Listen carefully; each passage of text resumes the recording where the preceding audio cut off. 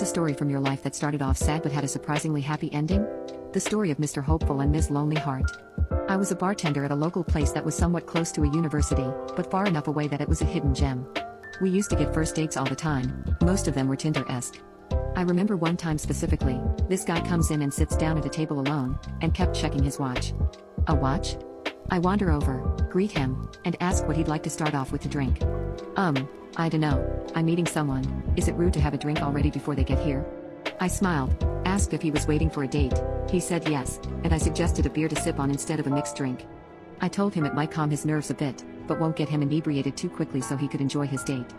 He agreed, apologized profusely for bothering me, which he wasn't at all, and continued to wait. After about 20 minutes of him waiting, and him checking his watch every 5, I wandered over again and asked if he'd like to look at a food menu, perhaps munch on something while he waited. He declined, and glanced at his watch again. I made a comment about his watch and how I appreciated